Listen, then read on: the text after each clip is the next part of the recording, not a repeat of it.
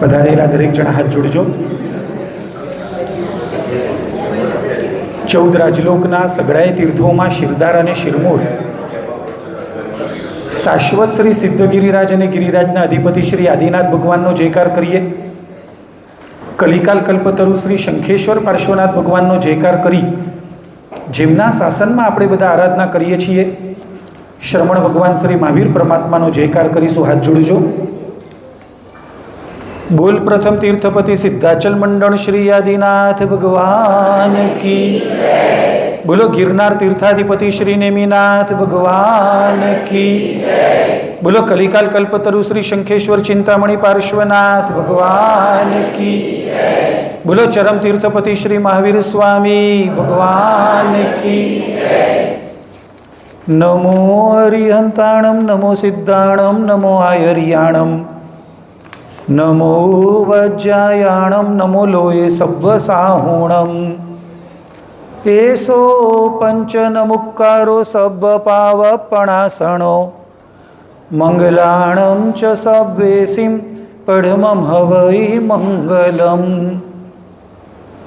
સર્વવાંછિતદાતારમ મોક્ષફલપ્રદાયકમ શંખેશ્વરપુરાધીશમ પાર્શ્વનાથમ જીનમ સ્તુવે. કલ્યાણપાદપારામમ શ્રુતગંગા હિમાચલમ વિશ્વાંભોજરવિમ દેવમ વંદે શ્રીજ્ઞાતનંદનમ. અજ્ઞાનતિમિરાંધાનાં જ્ઞાનાંજનશલાકયા નેત્રમુન્મીલિतं येन તસ્મૈ શ્રી ગુરવે નમઃ.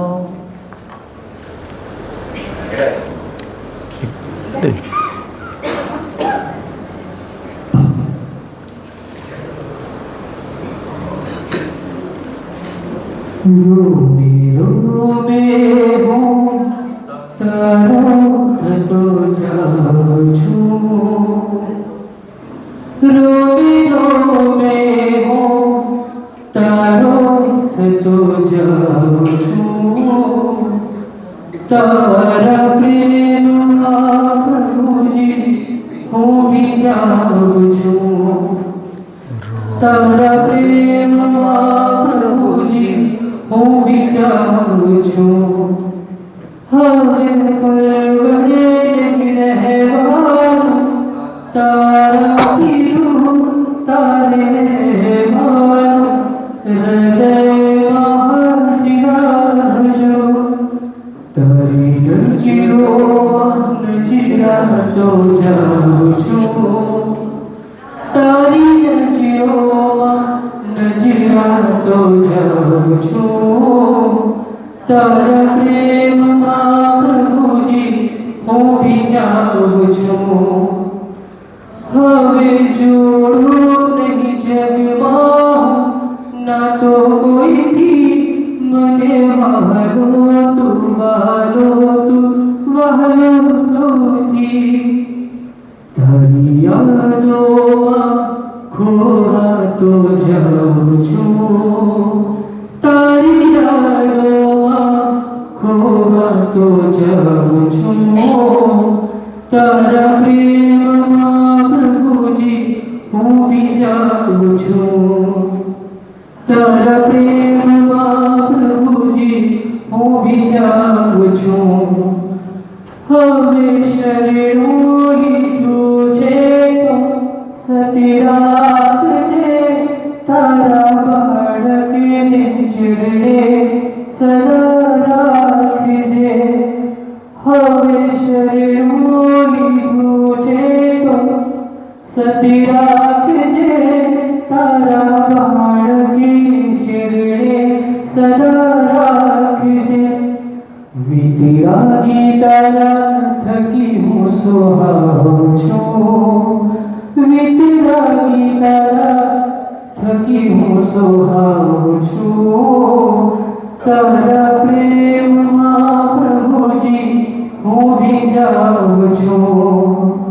તારા પ્રેમમાં પ્રભુજી હું ભી જાઉં છું. રોમે રોમે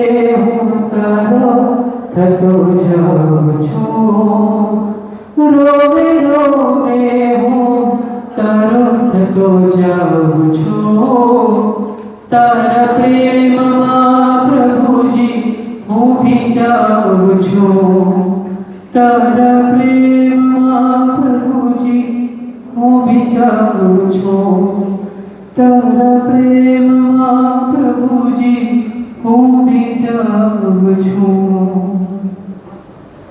પછી કયું લેવું છે? દોષથી અરે બરાબર અને પરમાત્માથી રંગાથી લેવું.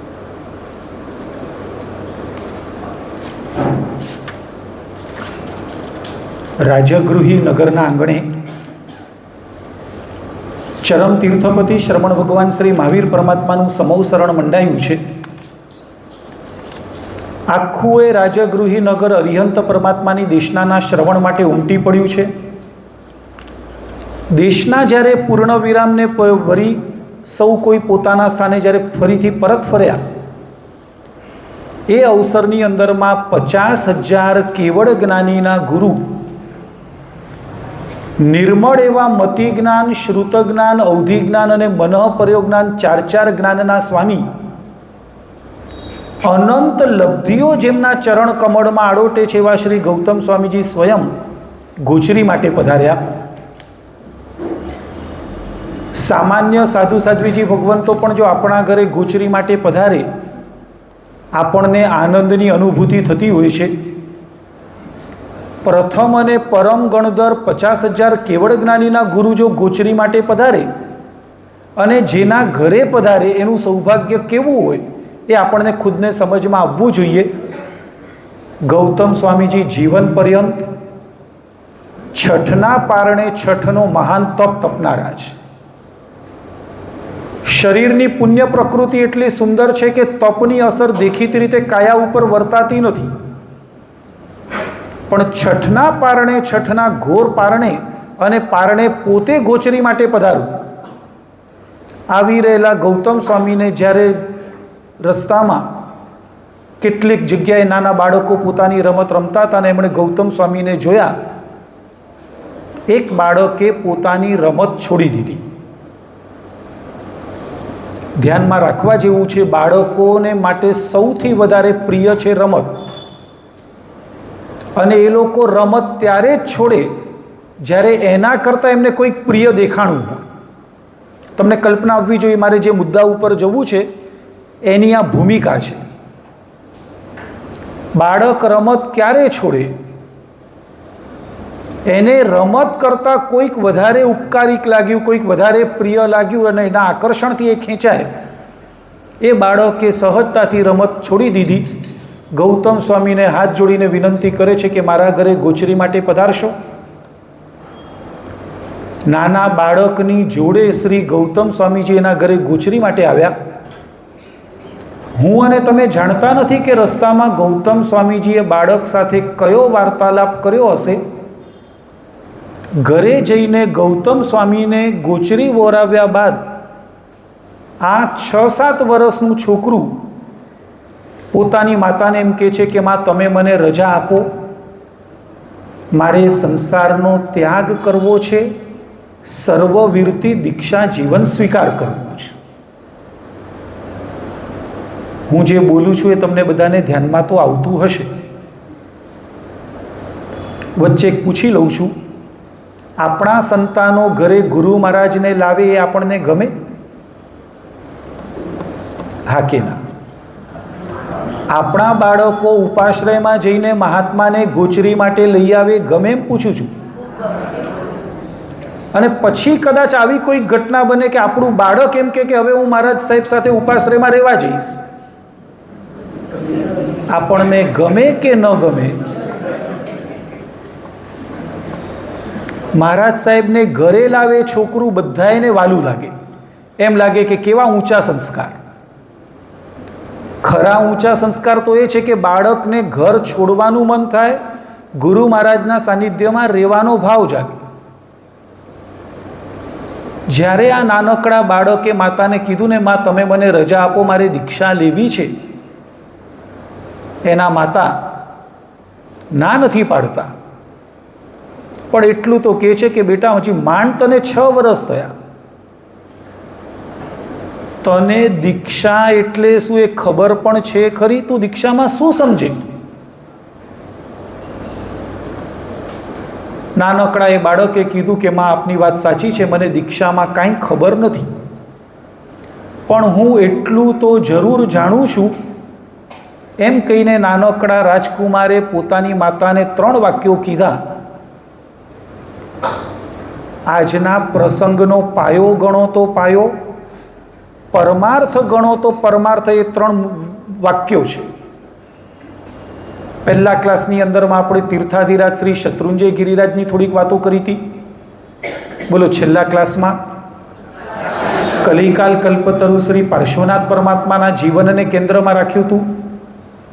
આજે આપણા જીવનમાં લાગેલા જે 18 પાપો છે, એ 18 પાપ સ્થાનકની આલોચનાને આપણે આપણા જીવનમાં કેવી રીતે કરવી જોઈએ એ વિષયને કેન્દ્રમાં રાખીને આપણે આગળ વધવાનું છે.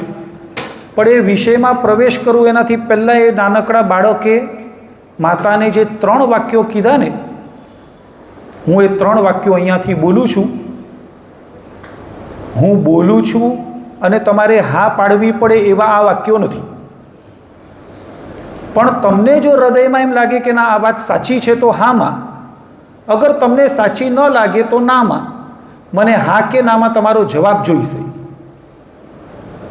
નાનકડો રાજકુમાર પોતાની માતાને એમ કહે છે કે માં આપની વાત એકદમ યથાર્થ છે, હું દીક્ષામાં કાંઈ નથી જાણતો, પણ મને એટલી તો ખબર છે. નંબર 1, માં સંસારમાં રહીએ ને તો પાપ કરવા પડે. પહેલું વાક્ય. એમને એમ નહીં. અહીંયાથી થોડુંક જવાબ સાચો હોય તો જ આમાં. રાજકુમારે પોતાની માતાને બીજું વાક્ય કીધું કે માં જો પાપ કરીએ ને તો દુર્ગતિમાં જવું પડે. એ રાજકુમારે માતાને ત્રીજું વાક્ય કીધું કે માં જો દુર્ગતિમાં જઈએ ને તો દુઃખી થવું પડે. એ નાનકડા રાજકુમારે આ 3 વાક્યનો ઉપસંહાર 4 વાક્યમાં ઢાળ્યો. માં મારે દુઃખી થવું નથી, માટે દુર્ગતિમાં જવું નથી, માટે મારે પાપ કરવા નથી, અને માટે મારે સંસારમાં રહેવું નથી. તમે મને રજા આપો, હું દીક્ષાનું પાલન કરીશ.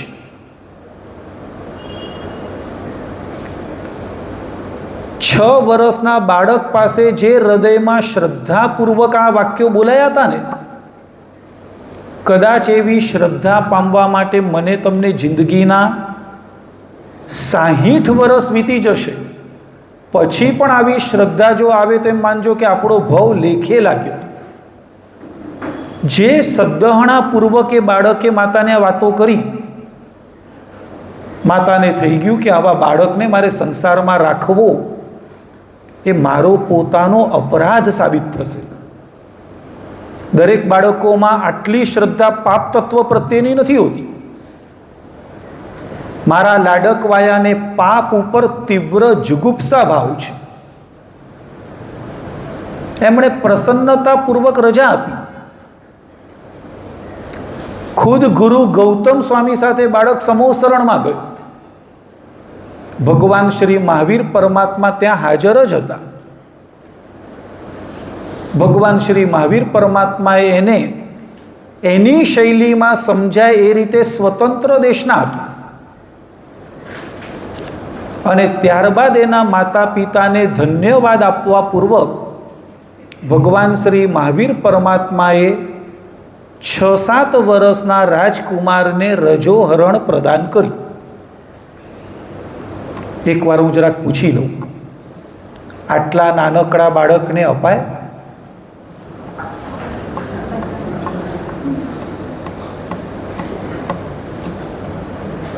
આટલા નાના બાળકથી દીક્ષા લેવાય એમ પૂછું છું.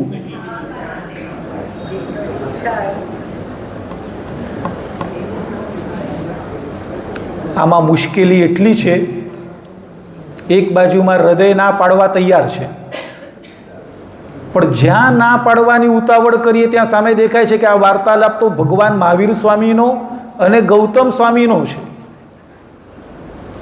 એટલે જો ક્યાંક ના પાડવા ગયા તો એનો અર્થ જ એ થશે કે ભગવાન મહાવીર સ્વામીએ શું અનુચિત કર્યું, ગૌતમ સ્વામીએ શું અયોગ્ય કાર્ય કર્યું. હવે ભગવાનને કે ગણધર ભગવંતને તો અયોગ્ય કહેવાની ઉતાવળ કરાવી નથી. મારે તમને ફરીથી પૂછવું છે, શું લાગે છે આટલા નાના બાળકોએ દીક્ષા લેવાય? ચાલો હું નાના બાળકની વાત જવા દઉં. કેટલામાં વર્ષે દીક્ષા લેવાય? 8 વર્ષની વાત તો શાસ્ત્ર કે જ છે. હું આપણા હૃદયનો જવાબ માંગુ છું. ચાલો 8 વર્ષના એ ન લેવાય, 18 બરાબર છે? આપણને થઈ ગયા 18? મને નથી લાગતું કે આમાં કોઈ 18ની અંદર હોય. 18 થી ઉપર નાનામાં વૈરાગ્ય નથી. 18 થી નીચે જો વૈરાગ્ય હોય તો એને લેવી નહીં. તો પછી સાધના જીવનનો પ્રારંભ કરવાનો ક્યારે? જે હું આ તમને ઘટના કહી રહ્યો છું આમાંથી અડધ લોકોને પ્રસંગ ખ્યાલમાં જ હશે. એ નાનકડા રાજકુમાર હવે તો દીક્ષિત બની ચૂક્યા. ગૌતમ સ્વામીજી આદિ વડીલ ગુરુ ભગવંતોની સાથે પોતે વિહાર કરી રહ્યા છે અને એમાં કોઈક વરસાદી વાતાવરણ હશે જેની અંદરમાં નાના છોકરાઓ ખાબોચિયાની અંદરમાં હોડી તરતી મૂકતા હતા. આખર તો કાગળની કસ્તી હોય, હોડી તરતી મૂકીને મારી હોડી પહેલી રમતા હતા. બાળક હોવાના કારણે સહજતાથી એમના પગની અંદરમાં જે ચપળતા હતી એટલે વિહાર કરતા કરતા આગળ હતા. બાળકોને જોયા ને એમને પણ રમત યાદ આવી. પોતાની પાસે કાગળ હતો નહીં. નજર કરી તો કાષ્ઠની તરપણી હતી. એમણે ધીમે રહીને ખાબોચિયામાં તરતી મૂકી. એમણે પણ અવાજ લગાડ્યો કે જુઓ, તમારી હોડી તો ડૂબી જાય છે, મારી હોડી તરી રહી છે. મારી હોડી તરી રહી છે. પોતાને જે આનંદ આવ્યો એ આનંદને ઓળખાવવા માટે જે સ્થવિર ગુરુ ભગવંતો આવતા હતા એમની પાસે દોડીને ગયા. એમને કીધું કે તમે જુઓ મારી હોડી કેટલી સરસ તરી રહી છે. વડીલ મહાત્માઓએ આ દ્રશ્ય જોયું. એમણે એટલું જ કીધું કે બાળમુનિયા તમે શું કર્યું? આપણાથી કાચા પાણીને હાથ લગાડાય. આજે તમને બહુ મોટું પાપ લાગ્યું. અને જ્યાં પાપ શબ્દ એમના કાનમાં પડ્યો ને એ મહામુનિવરને એક જ વિચાર આવ્યો કે જે પાપથી બચવા માટે મેં મારો સુખ ભરેલો સંસાર છોડ્યો હતો, શું મેં સાધુપણામાં પાપનું સેવન કર્યું? માથા ઉપર જાણે એક નવો જ ભાર ચડ્યો હોય એ રીતે પોતે દુઃખી થઈને એટલા બધા લજ્જાને અનુભવે છે. એકવાર જેની આંખમાં શરમનું પાણી ભરાય ને એની આંખ ઊંચી ન થાય. આ બાળ મુનિવર શરમ અનુભવી રહ્યા છે, દુઃખી થઈ રહ્યા છે. સમોસરણના 20,000 પગથિયા ચડી પરમાત્માને પ્રદક્ષિણા વંદન કરી અને કહે છે કે ભગવંત, આજે મારાથી પાપ થઈ ગયું. ભગવાને શું જવાબ આપ્યો હશે? જે વ્યક્તિઓ પાપના ભારથી પહેલેથી ભાંગી પડ્યા હોય એના માટેના જવાબ જુદા હોય છે. જે લોકોને મોટું પાપ આચરી લેવા છતાં પણ હૃદયમાં પાપનો ભાર નથી હોતો, ઉલટાની ધિઠ્ઠાઈ હોય છે, નફટાઈ હોય છે, એના માટેના ગીતાર્થ ગુરુના જવાબ જુદા હોય છે. ભગવાન શ્રી મહાવીર પરમાત્માએ બીજું કાંઈ ન કહેતા એટલું જ કીધું કે વત્સ, ચિંતા ન કરો, પ્રતિક્રમણ કરો. બોલે તો પ્રતિક્રમણ એટલે પાપથી પાછા ફરો. તરત જ એ મહામુનિવર તત્પર બન્યા ઈચ્છા કારેણ સંદિસહ ભગવન ઈરિયા પથી કિમ પ્રતિક્રમામી. ભગવંત હું પાપથી પાછો ફરું પ્રતિક્રમામી. ઈરિયા પથિકી રસ્તે જતા આવતા જે કોઈ વિરાધના થઈ હોય, વિરાહણાએ ગમન આગમન કરતા પ્રાણોનું અતિક્રમણ કર્યું હોય, પાણક કમળે ક્યાંક પગમાં બીજ આવ્યા હોય, બિયક કમળે લીલોતરી ઉપર પગ આવ્યું હોય, હરિયક કમળે ઓસા ઉત્તિંગ પણગ દગ, અને જ્યાં આ પણગ દગ શબ્દો આવ્યા, 5 પ્રકારની લીલ ફૂગ કાચા પાણીની વિરાધના કરી હોય, એ મહામુનિવર આલોચના કરતા કરતા ક્ષપક શ્રેણી માંડી છે. 9મા વર્ષની નાની વયે કેવળ જ્ઞાનના સ્વામી બને છે. જૈન શાસનના ઇતિહાસની અંદરમાં શ્રી અયિમુત્તા મુનિવર તરીકે તેઓનું નામ પ્રસિદ્ધ છે. 8મા વર્ષની ઉંમરમાં જો એમણે દીક્ષા ન લીધી હોત તો 9મા વર્ષે કેવળ જ્ઞાનના સ્વામી ન બન્યા હોત. એ જો કેવળ જ્ઞાનના સ્વામી બન્યા, એના મૂળની અંદરમાં પાપ પ્રત્યેનો ઘૃણાભાવ, પાપ પ્રત્યેનો દ્વેષ ભાવ, તિરસ્કાર ભાવ, જુગુપ્સા ભાવ જે હતો, એ એક મુખ્ય કારણ છે. મારા તમારા જીવનમાં પાપસ્થાનકોનો પાર નથી. પાપ પ્રત્યેનો ક્યાંય અણગમો પણ નથી. સાચી વાત છે. આખા એ પ્રતિક્રમણમાં સૌ કોઈને આવડતું, સૌ કોઈને સહેલાઈથી સમજાઈ જતું સૂત્ર કોઈ એક હોય ને, એ 18 પાપસ્થાનક સૂત્ર છે. સહેલું, અહીંયા બેઠેલાઓને લગભગ બધાને આવડે છે. કઈ ભાષામાં છે? પહેલે પ્રાણાતિપાત, બીજે મૃષાવાદ. કઈ ભાષા? બોલો, સાવ સરળ ગુજરાતી ભાષા. સૌ કોઈને આવડતું સૂત્ર, નાનું બાળક પણ સમજી શકે, પ્રૌઢ વ્યક્તિ પણ સમજી શકે, અને તેમ છતાંય સૌથી ઝડપભેર બોલાતું, ઉપયોગ વિના બોલાતું, આંખ સામે એક પણ પાપસ્થાનક યાદ ન આવે તે રીતે બોલાતું સૂત્ર પણ કોઈ હોય તો એ આ 18 પાપસ્થાનક સૂત્ર છે. સાચી વાત છે. 18 પાપસ્થાનકની આલોચનાના વિષયમાં પ્રવેશ પછી પહેલી વાત તો એ છે કે પાપનો ભય છે.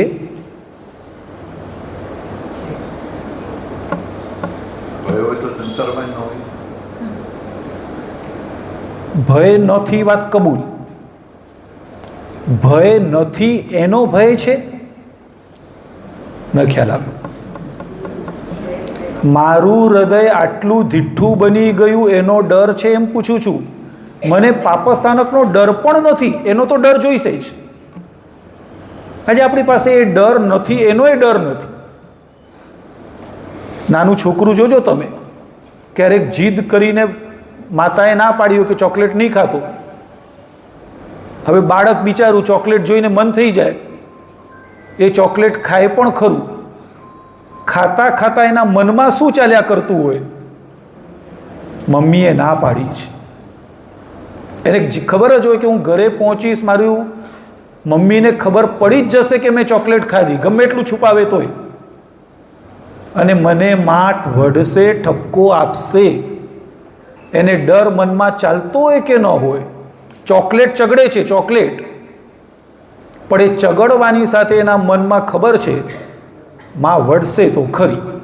ચોકલેટ છોડી નથી શકતો એની લાચારી, અને માં વઢશે એનો ભય. હું કે તમે પાપસ્થાનક નથી છોડી શકતા એની લાચારી, પણ આ પાપસ્થાનકનો ભય પણ મનમાં નથી રહ્યો. ભય ન હોવાના કારણે જ 18 પાપો આપણે હોંશે હોંશે આચરીએ છીએ. જીવનની અંદરમાં એમાં મેં કંઈક અનુચિત કર્યું એટલી લાગણી પણ મનમાં નથી. બોલો, ગુસ્સો પાપસ્થાનક ખરું? ક્રોધ, ક્રોધ કેટલામાં નંબરે? બોલો, 5મે પરિગ્રહ. ગુસ્સો પાપસ્થાનક ખરું?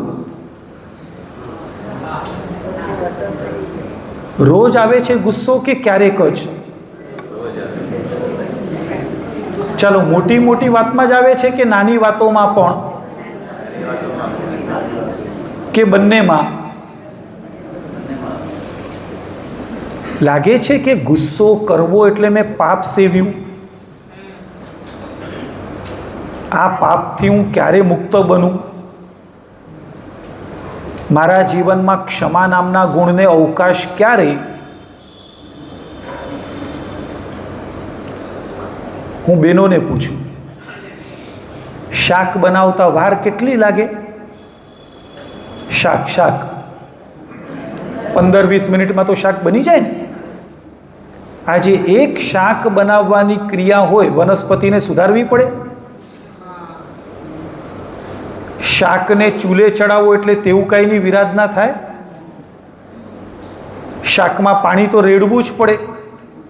અપકાયની હિંસા. પવનના જીવો અગ્નિને સ્પર્શીને પસાર થતા હોય, વાહુકાઈની વિરાધના થાય. શાકને સ્વાદિષ્ટ બનાવવા અંદર નમક નાખ્યું,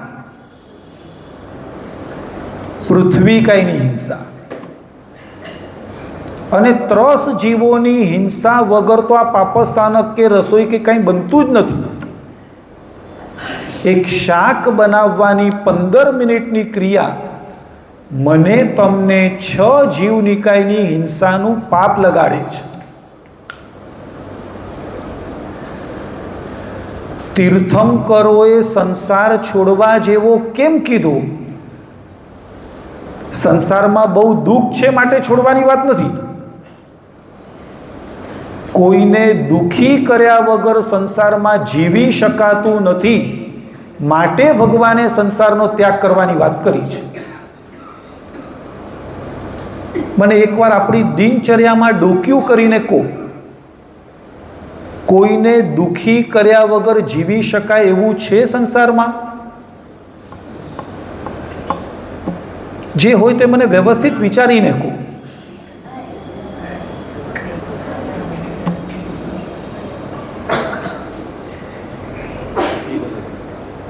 સવારથી લઈને રાતના સૂવા સુધી, સૂતા પછી પણ હિંસા, હિંસા અને હિંસા છે આપણા જીવનમાં. પૃથ્વીકાયમાં જીવ માનીએ છીએ. ભગવાને પાણીના ટીપા ટીપામાં જીવ બતાવ્યા છે. લાઈટ પંખાની સ્વિચ ચાલુ બંધ કરીએ ત્યારે વિરાધના થાય છે. કેમ આપણા સાધુ સાધ્વીજી ભગવાન તો લાઈટ પંખાનો ઉપયોગ ન કરે? સર્વ જીવોનું અહિંસાપૂર્વકનું વર્તન કરે, સર્વ જીવો સાથે. આપણું જીવન જીવવું અને કોકને દુઃખી કરવા, કોકને હણીને આપણે જીવન ટકાવવું, એ તો એક અધમતા કહેવાય. આ રીતે 18 પાપસ્થાનકનું આપણે વિચારણા કરવાની છે. પણ હું વિષયમાં પ્રવેશ કરું એનાથી પહેલાં ફરીથી એકવાર શ્રી અયમુત્તા મુનિવરને તમે યાદ કરી લો. 6-7 વર્ષની ઉંમરમાં શ્રદ્ધા કેવી છે? બોલશો જરાક આ 3 વાક્યો મારી સાથે.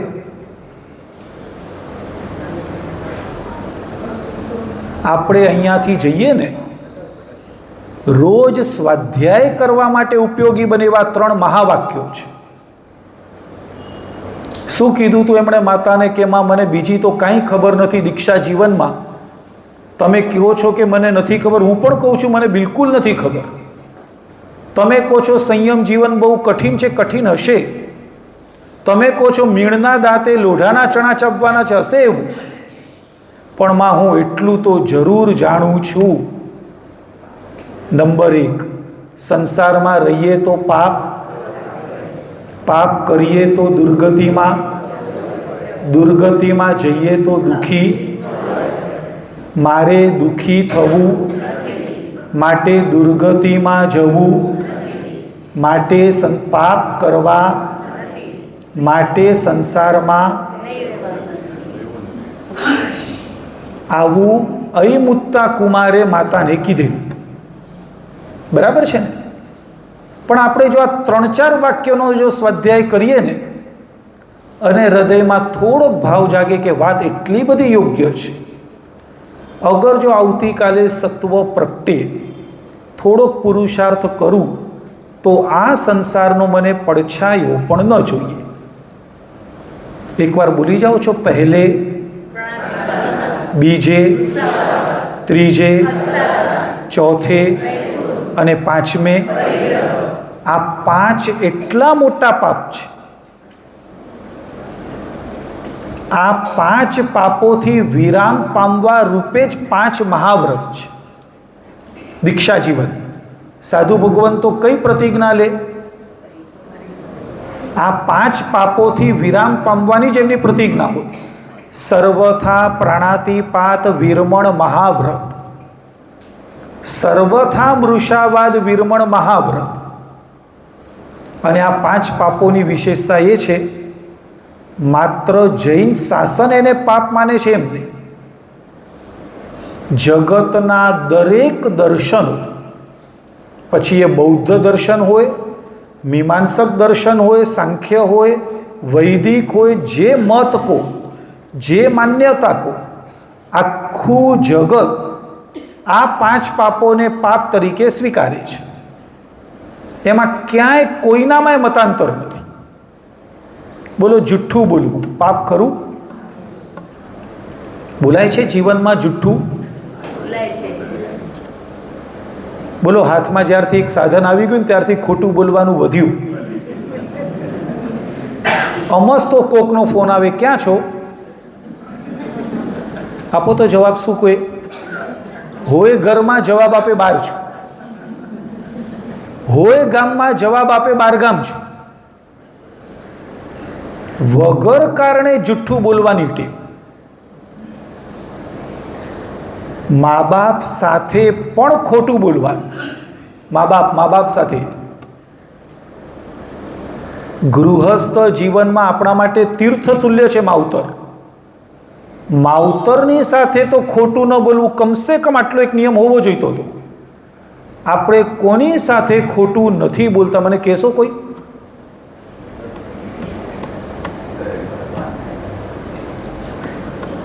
કહી શકશો મને ભગવાન સાથે ખોટું નથી બોલતા? પેલા વિચારીને મને કહેજો. ભગવાનની પાસે ગાઈએ તો ખરા કે આપો આપો ને મહારાજ. માની લો કે કદાચ એવું બને ગભારામાં થોડુંક સંચાલન થાય. કલ્પના કરીશું, કલ્પના. એમ લાગે કે ગભારામાં જીનબિંબમાં પ્રાણ પ્રવેશ થયો અને આપણને આવીને કે અચ્છા, મોક્ષ સુખ જોઈએ છે, ચાલ તને લઈ જાઉં. આપણે બધા જઈએ ખરા?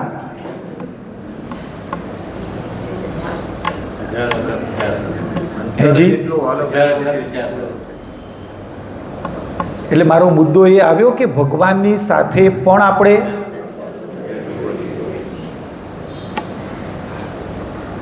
નાનકડી વાત યાદ આવે છે, વચ્ચે કહી દઉં. નારદનું નામ તો તમે સાંભળ્યું છે ને? લૌકિક વાર્તા છે. નારદજી એકવાર બ્રહ્માંડમાં ફરવા નીકળ્યા હતા અને એમાં એક દુકાન ઉપર એક શેઠિયાને જોયું, નૌકારવાળી ગણતા હતા. વૈકુંઠમાં જઈ એમણે મહાદેવને કીધું કે મહાદેવ જરાક જુઓ તો ખરા, લોકો મંદિરમાં તો તમારું ધ્યાન કરે છે, દુકાને તમારો જાપ કરે છે, અને આવા ભક્તોને તમે વૈકુંઠમાં સ્થાન નથી આપતા, કેટલું અનુચિત કહેવાય. મહાદેવે જરાક સ્મિત ફરકાવીને કીધું કે નારદજી, તમે બહુ ભદ્રિક છો. ભોળા શબ્દ ન વાપર્યો, ભદ્રિક કીધું. સમજાયું તમને? નારદજીએ કીધું કે નહીં મહાદેવ, એવી બધી વાત નથી કરવા માંગતો. આવો કોઈક ઉત્તમ આત્મા હોય, તમારે એને વૈકુંઠમાં સ્થાન આપવું પડે. મહાદેવે કીધું કે જાઓ જઈ આવો, પૂછો એને આવવું છે વૈકુંઠમાં, હું જગ્યા કરી રાખું. હતા જ ભદ્રિક નારદજી, તરત ગયા. શેઠને પૂછ્યું, દુકાને તમે ભગવાનનું નામ ગણો છો, ભગવાન બહુ પ્રિય છે? એણે કીધું આ કંઈ પૂછવાની વાત છે, ભગવાન કોને ન ગમે? ભગવાન ગમે છે એટલે તો રોજ ભગવાનના મંદિરે જાઉં છું, ભગવાનને માથું નમાવું છું, પૂજા કરું છું. ભગવાનનો જાપ કર્યા વિના તો રાત્રે સુવાય ન જ જતો. તો નારદે કીધું ચાલો તમને ભગવાનના દર્શન કરાવો, મારી સાથે વૈકુંઠ ચાલો. શેઠે કીધું મારે વૈકુંઠમાં આવવાની આકંઠ ઈચ્છા છે, ખાલી એટલું છે કે દીકરાના લગ્ન માથે છે, બસ એનું એક લગ્ન પત્યા નથી, હું આવ્યો સમજો. આવ્યા મહાદેવ પાસે. મહાદેવે કીધું કેમ ભગતને ન લાવ્યા? એ કે થોડોક ટાઈમ છે, હું લઈને આવીશ. મહાદેવે કીધું સારું. વળી થોડાક ટાઈમે નારદજી આંટો મારી આવ્યા, જોયું પાછા દુકાને શેઠ. પૂછે છે કે થઈ ગયા લગ્ન વગેરે, પરવારી ગયા? એ કે લગ્ન તો ક્યારના પતી ગયા, રંગે ચંગે ઉકેલાઈ ગયું. તો કે ચાલો હવે. એ કે આવવું જ છે, જરાક એટલું છે ને, પુત્ર વધુને હમણાં સારા દિવસો જાય છે, બસ આ થોડાક દિવસો વીતે. તમે તો જાણો ને નારદજી, મૂડી કરતાંય વ્યાજ તો બહુ વાલું હોય, થોડુંક રમાડી લો. ખરી વાત છે આ બધી. આપણે આખી વાર્તામાં બહુ નથી જવું, કેમ કે વાર્તા લાંબી છે. મુદ્દો એટલો છે કે સંસારનો રસ, સંસારના રંગે આત્મા એટલો ગળાડૂબ છે કે જીન મંદિરમાં પણ આપણે ભગવાનની પાસે શબ્દથી મોક્ષ સુખ માંગીએ છીએ, પરમાર્થથી નહીં. આ બધી જ આપણી ખામીને, આપણી અધમતાને, આપણી ઉણપને દૂર કરવા માટે અરિહંત પરમાત્માનું શાસન આપણે બધાએ આરાધવું જોઈએ. અને એટલા માટે મારા આત્મા ઉપર પાપ ન લાગી જાય, મારો આત્મા પાપથી ભારે ન થઈ જાય, હું દુર્ગતિમાં ફેંકાઈ ન જાઉં, એની ચિંતાપૂર્વક આપણે આ પાપસ્થાનકની આલોચના કરવાની છે. જુઠ્ઠું પણ જીવનમાં છે. બોલો, ત્રીજે અદત્તા દાન, ચોરી છે. ચોરીનું પાપસ્થાનક જીવનમાં? ચોરી ભાઈ આપણા જીવનમાં. અને ચોરી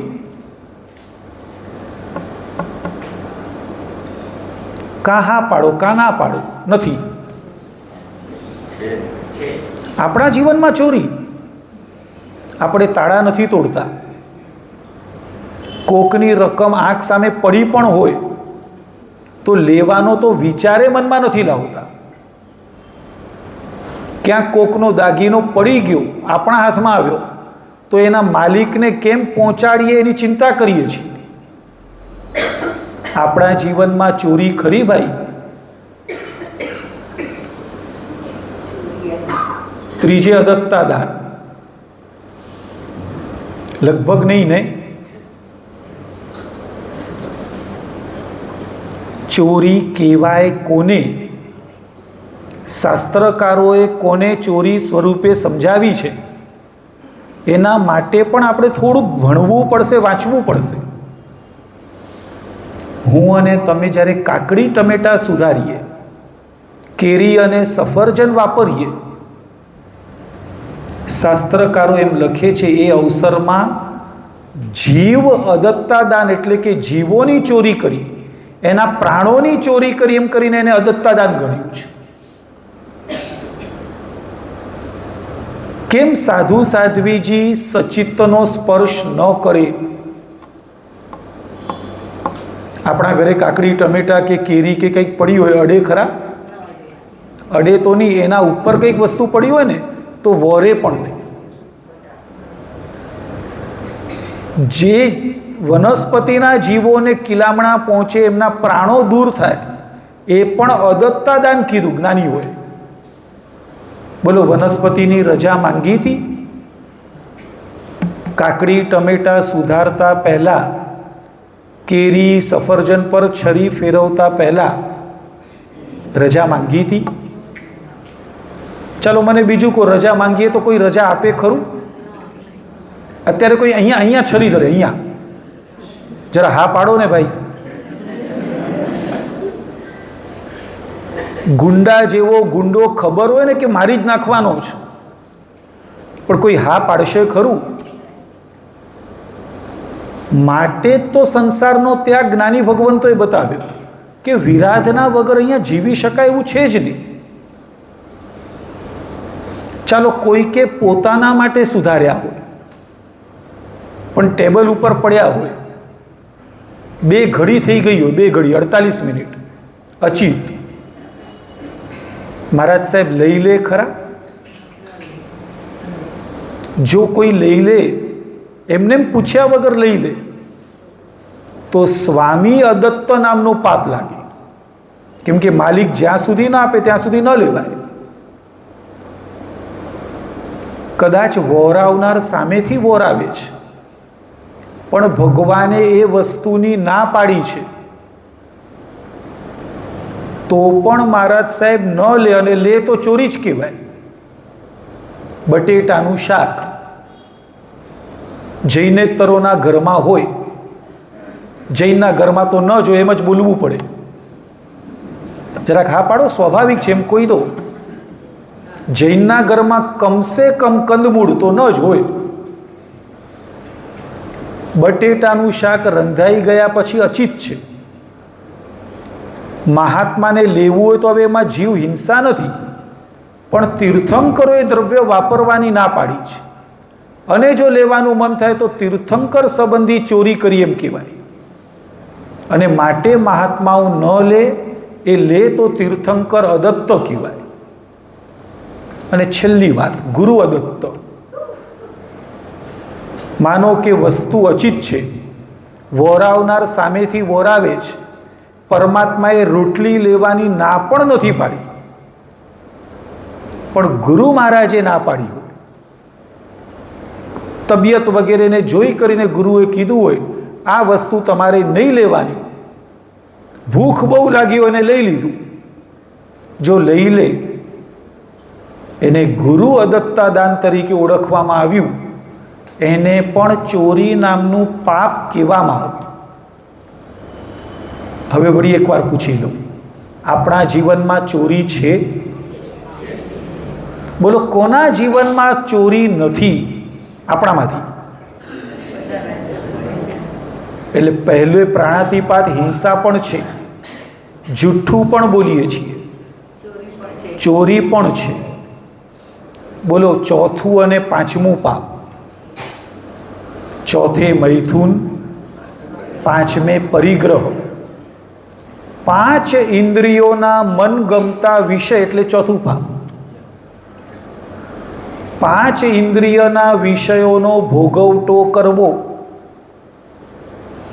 અને એ ભોગવટો સારી રીતે કરી શકાય એના માટે રૂપિયા કમાવવા. ચોથું અને પાંચમું પાપ છે અર્થ અને કામ, રૂપ અને રૂપિયો. આ બધા પાપસ્થાનકો આપણા સૌના જીવનમાં છે જ.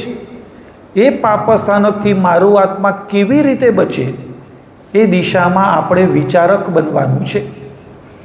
થોડીક વાતો કરીએ નહીં, એનાથી પહેલાં એક નાનકડું પદ લઈ અને આપણે આ વિષયમાં આગળ વધીએ.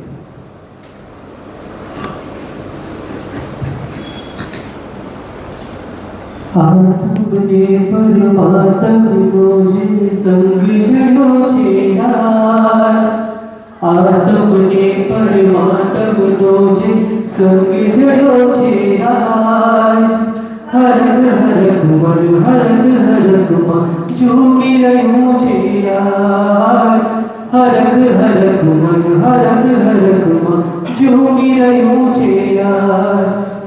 મારું હૃદય પ્રભુ તાર મંદિર છે. તું હૃદય ખસે મારી તકદીર છે. કેવા શુભ પરિણામો જાગે આ મુલાકાતમાં. કેવા શુભ પરિણામો જાગે આ મુલાકાતમાં. પરમાત્મા બની જશે મારું આત્મા. પરમાત્મા બની જશે મારું આત્મા. થશે પ્રભુનું મિલન વાત વાતમાં. થશે પ્રભુનું મિલન વાત વાતમાં. પરમાત્મા બની જશે મારો આત્મા. પરમાત્મા બની જશે મારો આત્મા. તારા અંજની કેવી શુભ પળ હશે. તારા પ્રાણ થકી મૂર્તિ જીવન થશે. તારા અંજની કેવી શુભ પળ હશે. તારા પ્રાણ થકી મૂર્તિ જીવન થશે. રાજપ્રિય બની જશે તો એક જ રાતમાં. રાજપ્રિય બની જશે તો એક જ રાતમાં. પરમાત્મા બની જશે મારો આત્મા. પરમાત્મા બની જશે મારો આત્મા. થશે પ્રભુનું મિલન વાત વાતમાં. થશે પ્રભુનું મિલન વાત વાતમાં. પરમાત્મા બની જશે મારો આત્મા. પરમાત્મા બની જશે મારો આત્મા. પરમાત્મા બની જશે મારો આત્મા. બંધન બંધન એ છેલ્લે હા કોઈ પણ બને ચાલશે. પહેલે પ્રાણાતિપાત, બીજે મૃષાવાદ, ત્રીજે અદત્તાદાન, ચોથે મૈથુન અને પાંચમે પરિગ્રહ. આ પાંચ પાપસ્થાનકોને જેમ જગત આખું પાપ માને છે ને, સુરી પુરંદર શ્રી હરિભદ્ર સુરીશ્વરજી મહારાજા કહે છે કે એ જ રીતે કશાયોની ચંડાળ ચોકડીને આખું જગત અન્ય દર્શનો પણ પાપ તરીકે જ ઓળખાવે છે. એવું નથી કે માત્ર જૈન ધર્મના લોકો એને પાપ માને છે. જગતના સર્વ સમજુ દર્શન હોય, મોક્ષલક્ષી જીવનારા આર્ય દર્શન હોય, આ દરેકને પાપસ્થાનક તરીકે જ ઓળખાવ્યા છે. છઠ્ઠે ક્રોધ, સાતમે માન, આઠમે કપટ એટલે કે માયાવૃત્તિ, નવમે લોભ. આ ચારે ચાર કશાયોની ચંડાળ ચોકડીને જગતના સર્વ દર્શનો પાપ તરીકે ઓળખાવે છે જ.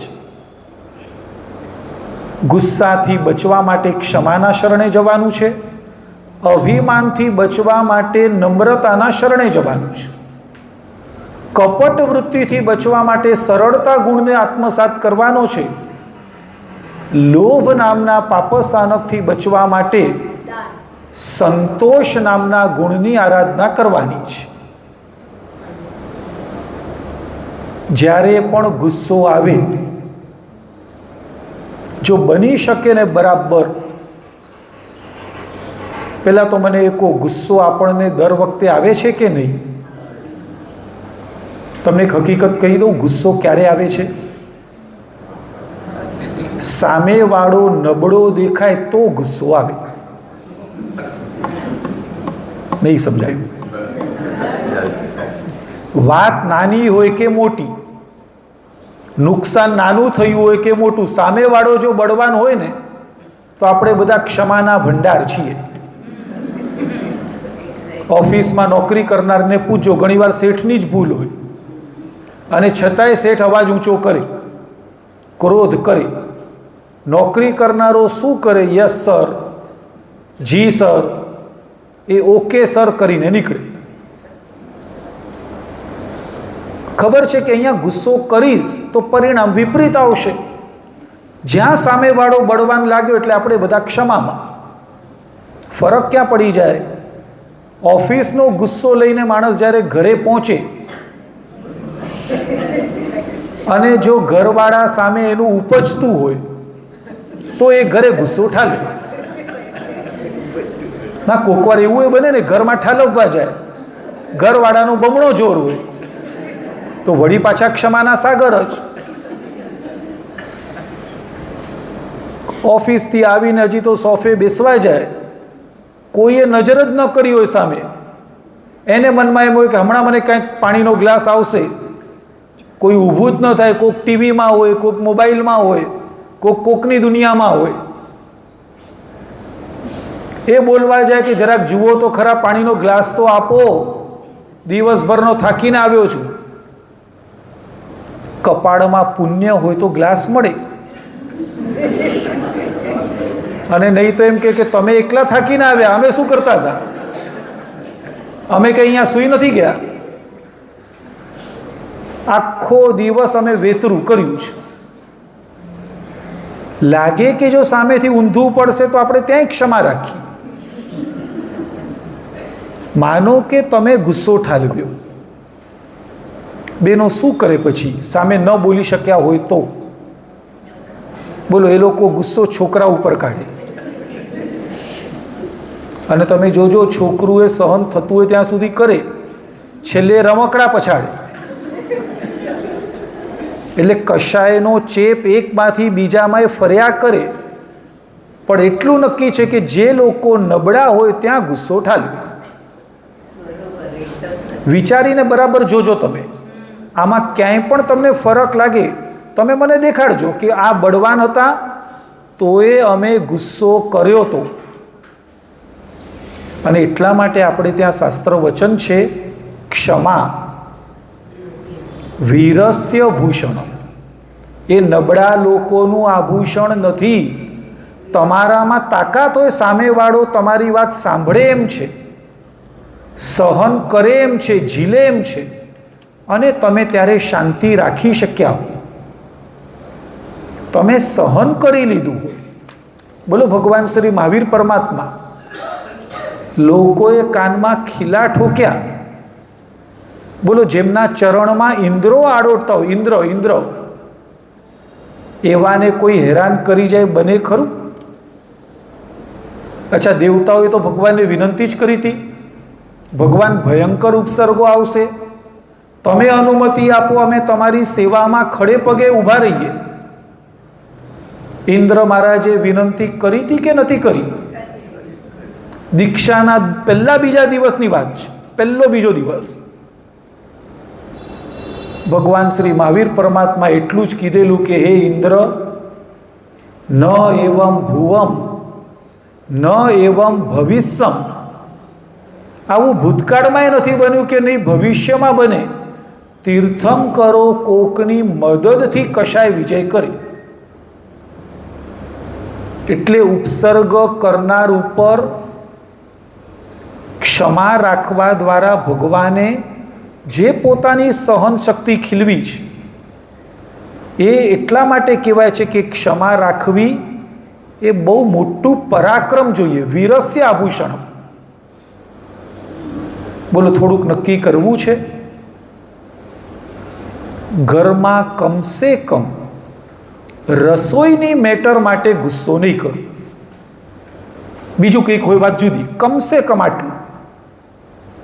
રસોઈ સંબંધી ચર્ચા મારે ઘરમાં માંડવી નથી. ઓછું છે, વધારે છે, મજા નથી, ઠંડુ છે, ગરમ છે, વધારે નહીં તો કંઈ નહીં, આટલાથી શરૂ કરી જુઓ. રસોડા સંબંધી કોઈ પણ વાતમાં મારે પિત્તો ગુમાવવો નહીં, અકળાવવું નહીં, વાસણ પછાડવા નહીં, કોઈ પણ રીતે મારે નબળું બોલવું નહીં.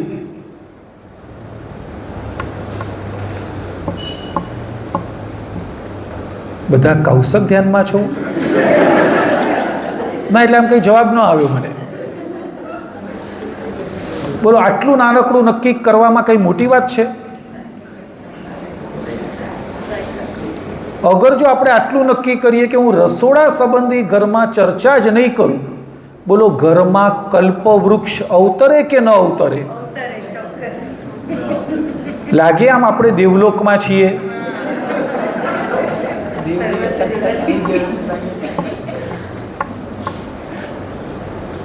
વિચારી જોજો, આટલી નાનકડી ક્ષમા કરવાની શરૂઆત કરશું ને તો ધીમે ધીમે ક્ષમા થોડીક મોટી થશે, થોડોક મુદ્દો આગળ જશે.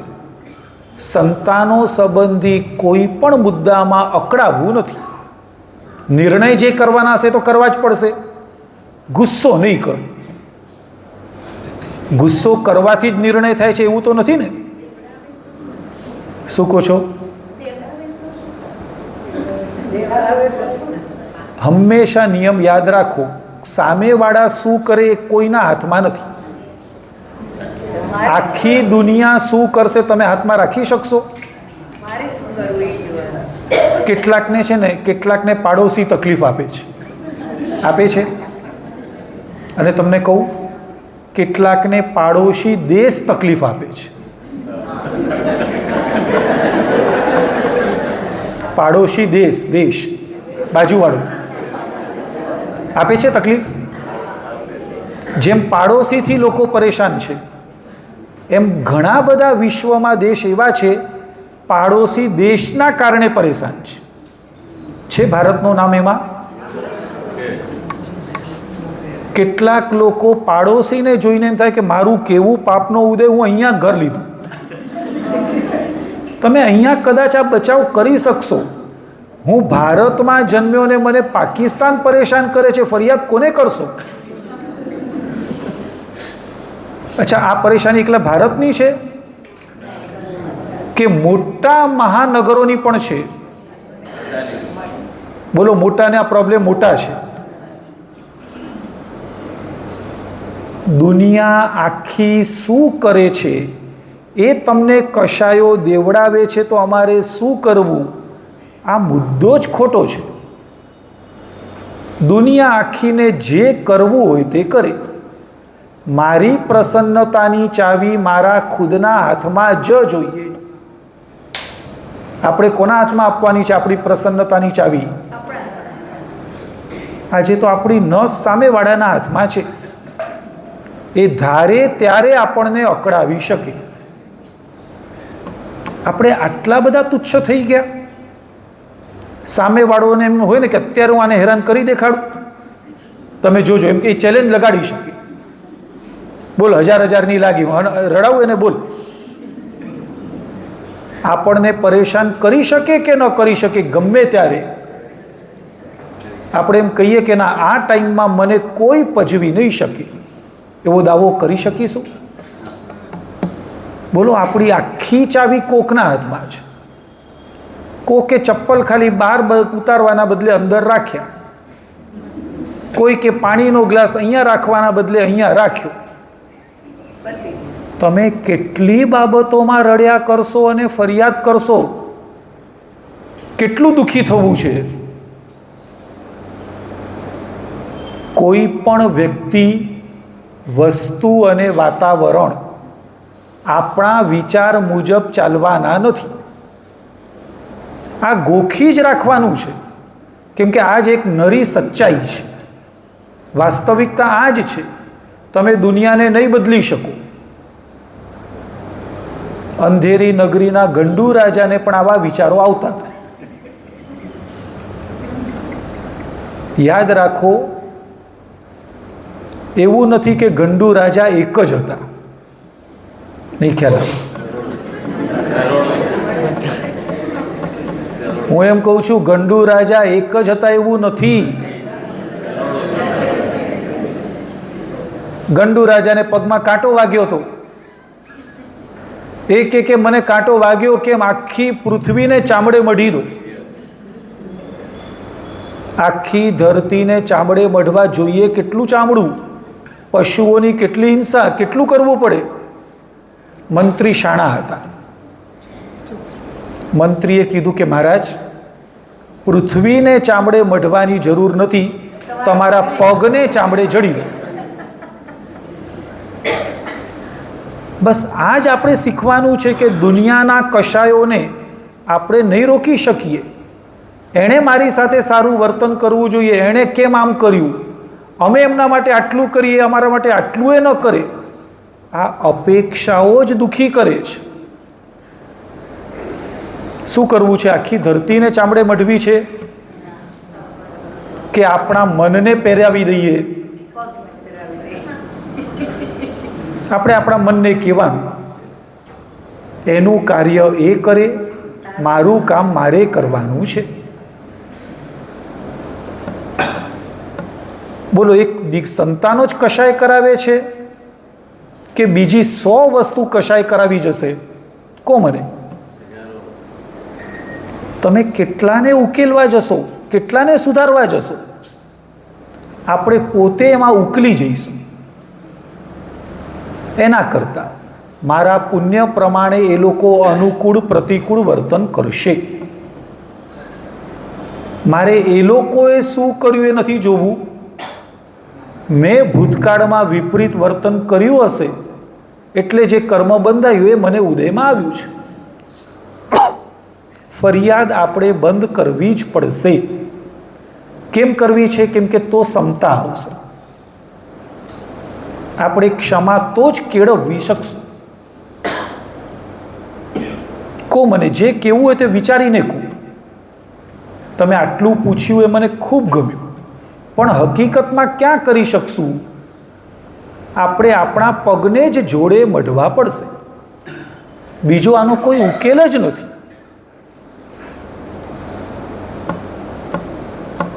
છઠ્ઠે ક્રોધ. બોલો તો સાતમે અભિમાન પરેશાન કરે છે આપણને. મેં કર્યું, હું હતો એટલે વાંધો ન આવ્યો, હું ન હોત ને તો ખબર પડે બધું કેમ થાય છે. આ તો હું હતો એટલે સચવાઈ ગયું.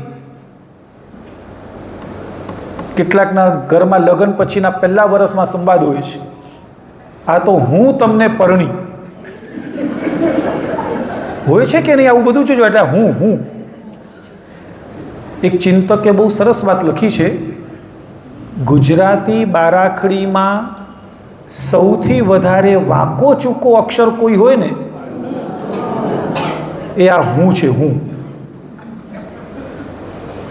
ખાલી લખવામાં વાંકો ચૂકો છે એમ નહીં, એને સાચવવા માટે માણસ એટલી બધી આંટી ગૂંટી આટા પાટા રમ્યા જ કરે છે. ઈગો પ્રોબ્લેમ છે લોકોને.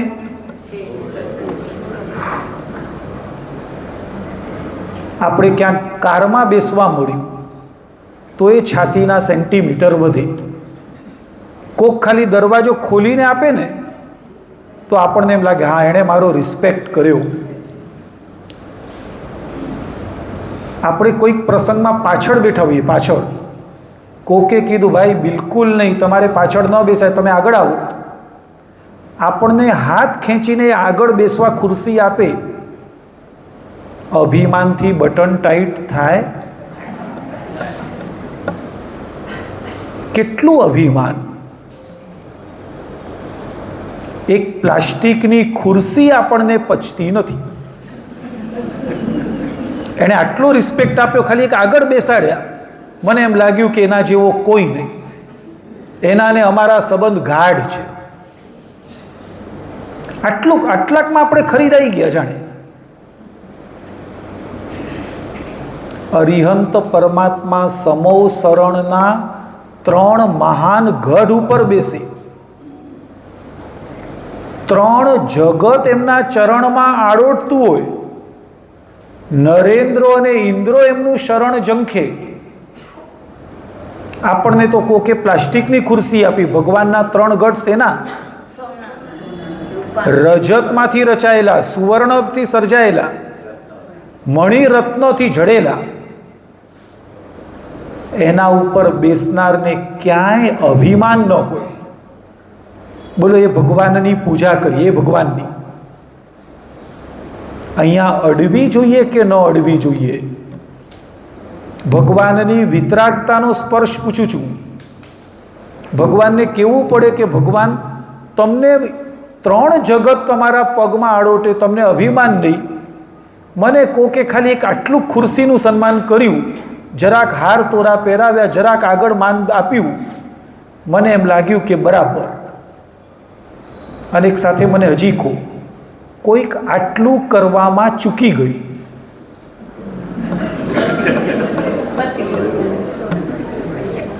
એના નામ ઉપર ચોકડી લાગે? કેટલી કેટલી નાની બાબત. કોઈક આયોજન જેણે કર્યું હોય ને પ્રસંગનું, એને માથે તો 100 જવાબદારી હોય. એને તો રસોડું એ જોવાનું હોય, મહેમાનો એ જોવાના હોય, બધું તરફ એની નજર. અને એમાં ક્યાંક આપણને રિસીવ કરવામાં ભૂલી ગયું. તમને લાગે છે આ બધી મારી તુચ્છતા છે? આ ક્ષુદ્રતા લાગે છે? આવું બધું આપણું વર્તન અયોગ્ય છે એવું માનો છો? આ પાપ લાગે છે? આ પાપને મારે વોસીરાવવું છે. કોઈ માન આપે તો એને આભારી છે, કોઈ અપમાન કરે તો એ પણ એને મુબારક છે. કોણે શું કર્યું, દરેક જણાને પોતપોતાનું વર્તન પોતે કરે. પાર્શ્વનાથ ભગવાનની સ્તુતિ જ આ છે. કમઠે ધરણેન્દ્રે ચ સ્વોચિતમ કર્મ કુર્વતી. કયા 2 વ્યક્તિ? કમઠ અને ધરણેન્દ્ર. શું કર્યું તું કમઠે? ભગવાનને હેરાન કર્યા, ઉપસર્ગ કર્યા. ધરણેન્દ્રએ શું કર્યું? આવીને ભગવાનના ઉપસર્ગનું નિવારણ કર્યું. કમઠે છેક નાસિકા સુધી પાણી આવે એટલો ધોધમાર વરસાદ કર્યો. ધરણેન્દ્ર દેવે આવીને નીચેથી ભગવાનને ઉંચકી લીધા. સ્વ ઉચિતમ કર્મ. દુર્જનને ઉચિત જે કાર્ય હતું એ કમઠે કર્યું. એણે પોતાનું કામ કર્યું. ધરણેન્દ્ર સજ્જન હતા, સજ્જને આવીને ઉગાર્યા, એને ઉચિત કામ એ કર્યું. ભગવાને શું કર્યું? ભગવાને શું કર્યું? પ્રભુ તુલ્ય મનોવૃત્તિ. તુલ્ય તુલ્ય. કમઠ એટલે દુશ્મન, ધરણેન્દ્ર એટલે આપણી ટીમના. આવો પક્ષપાત નથી કર્યો. પાર્શ્વનાથ દાદાની પૂજા કરો છો? ભગવાનની પાસે આ તુલ્ય મનોવૃત્તિ માંગવી છે. કોકે સન્માન આપ્યું, સજ્જન તો સન્માન આપે જ. કોકે સન્માન ન કર્યું, ચૂકી ગયા. માત્ર ચૂકી ગયા નહીં, જાણી જોઈને ન કર્યું, તો દુર્જન તો એને ઉચિત કામ એ કરે. મારે એમાં હર્ષ શોક કરવો નથી. અને એટલા માટે આપણે ત્યાં અહંકાર નામના પાપથી બચવાનો એક નાનકડો ઉપાય છે. એટલો બધો સુંદર અને માર્મિક ઉપાય છે. તમે કહેતા હો તો ઉપાય બોલી જાઓ. બોલું? તમારે બોલી જાઓ એવું તો નથી ને? ના, નહીં તો કેટલાક એમ હોય કે હવે તમે આવ્યા જ છો, 1.5 કલાક તો પૂરો કરવો જ પડશે. એવું નથી જોઈતું. મારે ઉપાય આરાધવો છે, માટે સાંભળવું છે. જૈન શાસન એટલું કહે છે, જ્યારે અભિમાનની જગ્યા દેખાય ત્યારે હૃદયમાંથી અવાજ આવવો જોઈએ, દેવ ગુરુ પસાય. કોઈકે કીધું કે આ પર્યુષણમાં તો તમે ઘણા બધા ચડાવવા લીધા. બોલો, અભિમાનને આવવાની જગ્યા થઈ? હવે એ વખતે હૈયામાંથી જો આ શબ્દ બોલે ને, હૈયામાંથી 3 શબ્દો, દેવગુરુની કંઈક કૃપા થઈ હશે, આ વખતે મેં લોભ થોડો કંટ્રોલમાં લીધો અને ત્યારે મેં ચડાવવા લીધા.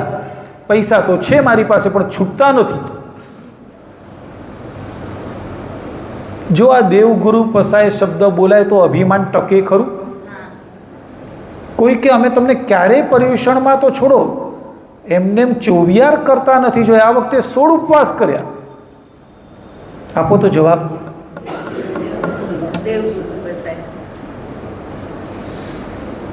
શેની હોશિયારીથી આરાધના થઈ? આપણી આવડતથી કે પરમાત્માનો અનુગ્રહ થયો ત્યારે થયું? પણ ફરીથી આ બધું હૈયાનું જોઈશે, હોઠનું નહીં ચાલે. નહીં તો થશે શું ખબર છે? કોક કહેશે ને તમે અને આ વખતે આટલા સારા ચડાવવા લીધા, એટલે કદાચ હોઠેથી જવાબ આપશું, દેવગુરુ પસાય મેં લાભ લીધો, આપણે તો નક્કી કરીને જ આવ્યા હતા, મારે ચડાવવો છોડવાનો નથી. પાછું એ પોતાની જાતને આપણે કે આપણે કેટલા જણા હોય લોકો? હોય એકલો, જાતે ને જાતે પોતાને સન્માન આપે. આપણે આવું બધું ન માનીએ. આ આપણે શબ્દ જાત માટે વાપરે તોફાન કે બીજું કંઈ? અભિમાનનું તોફાન. એટલે દેવગુરુ પસાયમાંથી એ કશાય જાગી જાય. માટે આપણે આ શબ્દો ઘૂંટવા છે અને જાતને કશાયથી ઉગારવી છે. 6 ક્રોધ, 7 માન,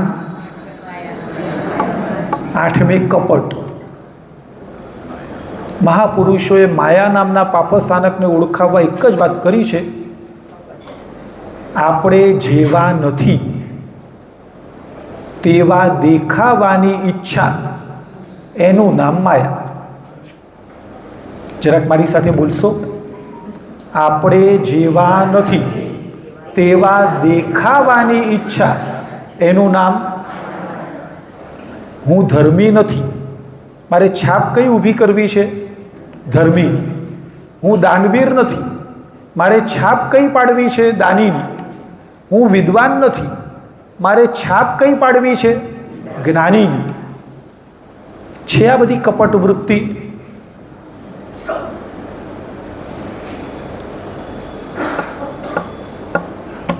સારા બનવાની ઈચ્છા મોટામાં મોટો ધર્મ છે.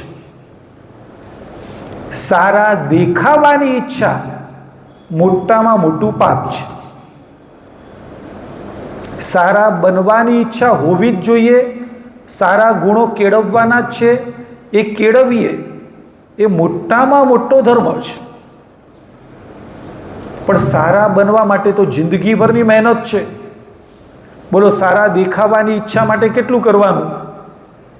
થોડુંક ખોટું બોલો, થોડુંક તમે જૂઠું બોલ્યા તો એની માટે સારું લાગી જશે. બનવાનું કે નહીં બનવાનું? અને એટલા માટે મહાપુરુષોએ કીધું છે, સારા બનવાનો ભાવ રાખશો તો એની મેળે આ કપટ નામના પાપસ્થાનકથી બચી જઈશું. 9 લોભ નામનું પાપ. બોલો, આપણને આ પાપસ્થાન પરેશાન કરે છે. લોભ. લોભ ભજવે છે ખરું. પાપસ્થાનકથી બચવું હોય, સંતોષ નામનો ગુણ કેળવવો હોય, આપણી ભૂમિકામાં આપણે જે કંઈક કરવાનું, આપણી ભૂમિકામાં બહુ આપણે આગળની વાતો નથી કરતા, પણ મહાપુરુષો આપણને કહે છે, અને કહેતા પહેલાં પણ એમણે 3 વાક્યો સમજાવ્યા છે. એમણે એક વાત કરી છે, 50 વર્ષની આપણી ઉંમર થઈ ગઈ હોય, 50, એના પછીની વાત. નંબર 1, માથે કોઈનું દેવું ન જોઈએ. કોકના ગામના રૂપિયા લીધા હોય, એ ચૂકવવાના બાકી હોય, એવા વ્યક્તિ એની માટે આ વાત નથી. પહેલાં ચૂકતે કરી જ દેવાના, પણ જેના માથે કોઈનું દેવું નથી. નંબર 2, દીકરા દીકરીઓ ઓલમોસ્ટ પોતાની લાઈફમાં ગોઠવાઈ ગયા હોય, અગર તો ગોઠવાઈ જશે એવું દેખાતું હોય. દીકરી સાસરે ગઈ હોય, લગભગ એના જીવનમાં વેલ સેટ હોય. હવે પછી તો એના પુણ્ય પ્રમાણે બધું ચાલ્યા કરવાનું છે. દીકરાએ ધંધાની શરૂઆત કરી લીધી છે, ધીમે ધીમે આજે આટલું કમાય છે, કાલે આગળ વધી જશે. ઓલમોસ્ટ સંતાનો પોતાની લાઈફમાં ગોઠવાઈ ગયા હોય. નંબર 3, જો આપણે બેઠા બેઠા ખાઈએ તો લગભગ જિંદગીના છેડા સુધી ખૂટે નહીં એટલું ભેગું થઈ ગયું હોય. 3 વાતો બોલું છું ફરીથી. નંબર 1, માથે એટલે ગામના રૂપિયા આપવાના બાકી ન જોઈએ. નંબર 2, સંતાનો એમની લાઈફમાં ગોઠવાઈ ગયેલા દેખાતા હોય. નંબર 3, જિંદગીભર ચાલે એટલું ભેગું થઈ ગયું હોય. 3 વાતો પ્રેક્ટિકલ છે.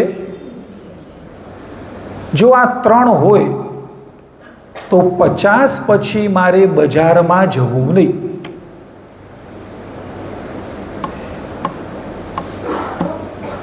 ઉતાવળ નથી.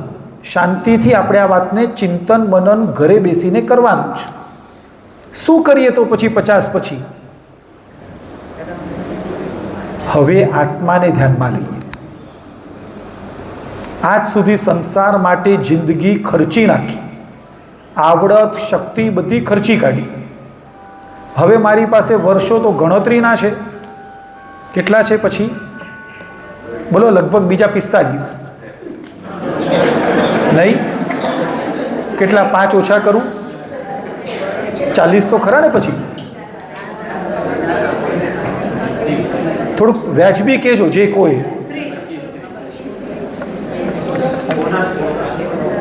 બરાબર છે? 65-70 પછીનું જેટલું એના માટે બોનસ શબ્દ વપરાય છે. તો મારે પરલોકની તૈયારી કરવાની કે નહીં કરવાની? ક્યારે કરીશ? 50 પછી એ તૈયારી ઉપર ધ્યાન રાખીશ. જેની જે શક્તિ હોય, જેના જેમાં રસ રુચિ હોય, કોઈક સીએ હોય, નક્કી કરે કે હવે સંઘને શાસનના કાર્યોમાં ઓફિસની પેઢીમાં બેસીશ, ઓફિસના હિસાબ કિતાબ ઉપર ધ્યાન આપીશ અને એ શાસનની ભક્તિ કરીને, જૈન શાસન તો કે જ છે, જૈન ધર્મના 7 ક્ષેત્રોનો વહીવટ કરનારો, ભગવાનની આજ્ઞા મુજબ કરનારો, યાવત તીર્થંકર નામ કર્મનો બંધ કરે છે. બેનો હોય, બેનો નક્કી કરે અમે સંઘની પાઠશાળાને સમય આપીશું. નવી પેઢીમાં ધર્મ કેમ આવે એના માટે અમે પ્રયત્ન કરીશું. વધારે નહીં તો કાંઈ નહીં, બાળકોને ભેગા કરી જૈન શાસનની ખાલી વાર્તાઓ એમને કહીશું. ખાલી વાર્તાઓ. જૈન શાસનની વાર્તાઓથી પણ જીવન જીવવાની દિશા તો મળે જ છે. કોઈક દેરાસરને સમય આપે, કોઈક વૈયાવચમાં જોડાય, કોઈક વિહાર સેવામાં જોડાય, જેને જેમાં રસ રુચિ હોય એમાં આગળ જાય. પણ 50 પછી સંસારની પડોજણ હવે નહીં.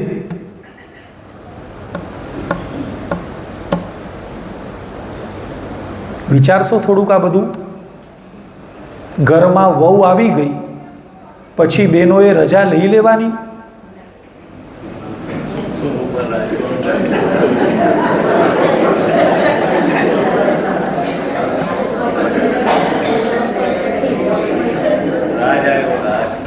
કેટલાકે તો મનમાં ગાંઠ વાળી રાખી હોય, હું લગ્ન કરીને આવી હતી પછી જેટલું જેટલું અનુભવ્યું છે. હોય બધી જુદી જુદી વ્યક્તિઓના મનમાં જુદા જુદા તરંગ હોય છે. ઘરમાં એક જણે જવાબદારી લઈ લીધી, હવે મારે સંસાર માટે મહેનત નથી કરવી. હવે આ બધી પડોજણમાંથી બહાર. અને આ બધું દુનિયાદારી માટે નથી કરવું, જાત માટે, આત્મા માટે કરવું છે. 50 પછી આ પંચાતમાંથી મારે જાતને બહાર કાઢવી છે. હવે હું તીર્થયાત્રા શાંતિથી કરીશ. કેટલાકને 99 કરવાની બાકી છે, હું 99 કરીશ. શત્રુંજયની ગોદમાં ચાતુર્માસ કરીશ, આરાધના કરશું, કલ્યાણક ભૂમિની યાત્રાઓ કરી આવીએ. ક્યાંય ઠરીને અમે તીર્થયાત્રાઓ કરી જ નથી. હજી તો જઈએ, પહોંચીએ, યાત્રા કરીએ એના પહેલાં ઘરે નીકળવાની ઉતાવળ લઈને ભેગા ગયા હોઈએ. બે દેરાસરમાં શાંત ચિત્તે બેઠા જ નથી. હવેથી એ બધું કરીશ. મારે પરલોક પ્રધાન અને પરમલોક પ્રધાન જીવન જીવવું છે. ક્યારે? કમસે કમ 50 પછી. આમાં ક્યાંય પણ તમને ઇમ્પ્રેક્ટિકલ લાગે, અનુચિત લાગે તો મને કહો. મેં વાત 50 પછીની કરી છે. એટલે ત્યાં સુધી તો આખી વાત જ બદલાઈ ગઈ. અને પછી એ 3 મુદ્દા સાથેની કરી છે. તો આપણે લોભ નામના પાપસ્થાનકથી બચી શકશું. આપણી ભૂમિકાની વાત છે. જ્ઞાનીઓએ તો આનાથી આગળ વાતો કરી છે, પણ એટલે સુધી આપણે અત્યારે જતા નથી. એક નાનકડું પદ લઈ લઈએ. આમ તો આપણો સમય થોડોક થવા આવ્યો છે. 10 મિનિટ આપણી પાસે છે, આપણે એની વાત કરીશું. મધુરા મીઠા મન ગમતા પણ બંધન તે બંધન છે. લઈ જાય જન્મના ચક્રાવે એવો દુઃખદાયી આલંબન છે. હું લાખ મનાવું મન રાધે, હું લાખ મનાવું મન રાધે, પણ એક જ એનો હુંકારો બંધન બંધન ઝંખે મારું મન. પણ આત્મયકે છુટકારો મને રહેશત છે આ ઝઘડામાં, મને રહેશત છે આ ઝઘડામાં. થઈ જાય પૂરોના જન મારો બંધન બંધન ઝંખે મારું મન. અકળાયેલા કે છે મને મોક્ષ ભૂમિમાં ભવવાર્યો. નારાગ રહે ના દ્વેષ રહે એવી કક્ષામાં રમવા દો. મિત્રાચાર્યા તનરાની, મિત્રાચાર્યા તનરાની, તે ચાર ધણીનો ચમકારો બંધન બંધન ઝંખે મારું મન. વર્ષો વિદ્યા વિદે દિવસો આવે શક્તિના ઘર્ષણમાં. મને શું મળશે વિષિકે અમૃત આ ભવસાગરના મંથનમાં. ક્યારે પંખિયા પિંજરાનો, ક્યારે પંખિયા પિંજરાનો કરશે મુક્તિનો ટહુકારો. બંધન બંધન ઝંખે મારું મન, પણ આત્મ ઝંખે છુટકારો. મને રહેશત છે આ ઝઘડામાં, મને રહેશત છે આ ઝઘડામાં. થઈ જાય પૂરોના જન્મ મારો બંધન બંધન ઝંખે મારું મન. બંધન બંધન ઝંખે મારું મન. 18 પાપસ્થાનકોમાં જેમ કશાયોની ચંડાળ ચોકડી છે, એ રીતે રાગ અને દ્વેષની જુગલબંધી હોય છે. અનુકૂળ મળ્યું એટલે રાગ થશે, પ્રતિકૂળ થયું એટલે દ્વેષ થશે. મનગમતી વ્યક્તિ મળી એટલે રાગ, મનગમતી વસ્તુ મળી એટલે રાગ, અણગમતું કંઈક પણ મળ્યું એટલે દ્વેષ. અને એ પછીના જેટલા પાપસ્થાનકો છે, કલહ હોય, અભ્યાખ્યાન હોય, ચાડી ચુગલી હોય, પૈશુન્ય હોય, આ મોટા ભાગના પાપસ્થાનકો બોલવાની અણસમજમાંથી, બોલવાની અણઆવડતમાંથી, અગર તો ગેરસમજમાંથી સર્જાતા પાપો છે. આખી એ જે રામાયણ રચાય ને, રામાયણ, એના મૂળમાં જો તારવવું હોય તો આટલું કહેવાય: મંથરાની જીભ અને કૈકેયીના કાન. છે આ સમીકરણ. મંથરાની જીભ પ્લસ કૈકેયીના કાન એટલે રામાયણ. મહાભારતના મૂળમાં તમે કહી શકશો દ્રૌપદીની જીભ પ્લસ દુર્યોધનના કાન. કીધું ને એણે, આંધળાના છોકરા આંધળા જોઈ. આખી મહાભારત એમાંથી ઊભી થઈ. આપણા ઘરમાં મંડાતી મહાભારત પણ કોકની જીભ અને કોકના કાનને આભારી છે. જૈન શાસન બહુ ભારપૂર્વક કહે છે, બોલવા ઉપર પૂરેપૂરું કાબુ રાખો. જ્યાં એમ લાગે કે હિત થશે ત્યાં જ બોલો. પોતાનું પુણ્ય જુઓ, પુણ્ય હોય તો બોલો. જવાબદારી હોય અને પુણ્ય હોય તો બોલો. બાકી તો નાની નાની વાતમાં ક્લેશ, કલહ, કોઈકના ઉપર આડ ચડાવ્યું, આક્ષેપ કર્યો, અભ્યાખ્યાન થયું, ચાડી ચુગલી કરવાનું મન થયું. મોટા ભાગના બધા જ પાપો બોલવાની ગેરસમજમાંથી ઊભા થતા પાપો છે. શબ્દોની આ તાકાત છે. શબ્દો શણગારી શકે, એ સળગાવી પણ શકે. અને એના બદલે કોઈ પણ વચન બોલતા પહેલાં લાગે છે અમારે જરૂરી છે, બોલવું જોઈએ, ન બોલવું જોઈએ. સામેવાળાનું હૃદય વિંધાઈ જાય, સામેવાળો ભાંગી પડે એવા કઠોર વચન મારા મોઢામાંથી નીકળવા ન જોઈએ. વગર વિષયે કોઈને કોઈ વિષયમાં અભિપ્રાય આપવો ન જોઈએ. આજે આપણને આપણી ભાષાની ચિંતા જ નથી કે મારા બોલવાના કારણે હું કેટલા પાપો બાંધું છું. માનો કે કોકને ગાડી લેવી છે, અમસ્તી એણે વાત કરી હોય કે ભાઈ મારે ગાડી લેવી છે, મોબાઈલ લેવો છે, ફ્લેટ લેવો છે. આપણી પાસે તો આ બધા એનું રિસર્ચ કરેલું તૈયાર જ હોય.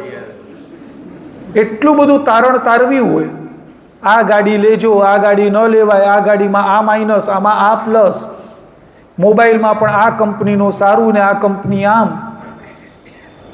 ક્યારે વિચારીએ છીએ કે મારા બોલવાના કારણે સામેવાળો ગાડી લઈને આવશે, એના 4 વ્હીલર જ્યાં જ્યાં ફરશે ત્યાં જેટલી હિંસા થશે એ હિંસાનું પાપ મને અહીંયા ચોંટવાનું છે. આવો વિચાર લાવીએ છીએ? હજી તો સામેવાળો આપણને પૂછે એના પહેલાં આપણા મોઢામાં જવાબ હોય છે. બોલો, કોઈકે નવો ફ્લેટ લીધો, હજી એ પૂછે ને કેવો લાગ્યો, એના પહેલાં જ પ્રશંસાના પુષ્પો વેરવાનું આપણું ચાલુ હોય છે. એમ લાગે તમને કે પ્રશંસા કરીશ એમાં એના પાપની અનુમોદના મારામાં આવી ગઈ? પુણ્યશાળી. ઘણા વખત પછી 2 મિત્રો ભેગા થયા હતા. હવે સ્વાભાવિક છે, ઘણા વખત પહેલાં પરિવારને જોયો તો સંતાનો નાના હોય, ઘણા વર્ષે મળે તો સંતાનો મોટા તો થયા જ હોય. સતતથી એ મિત્રના મોઢામાં થઈ ગયું, ઓહો તમારી દીકરી તો ઘણી મોટી થઈ ગઈ. એ ભાઈ તો આટલું બોલીને જતા રહ્યા.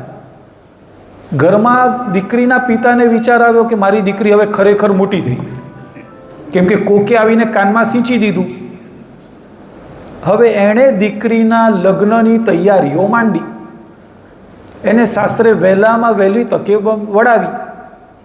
બોલો, 2 જણાનો સંસાર જે મંડાયો એમાં મિત્રને પાપ લાગે ખરું? એનો સંવાદ શું હતો? ઓ, તારી દીકરી તો મોટી થઈ ગઈ.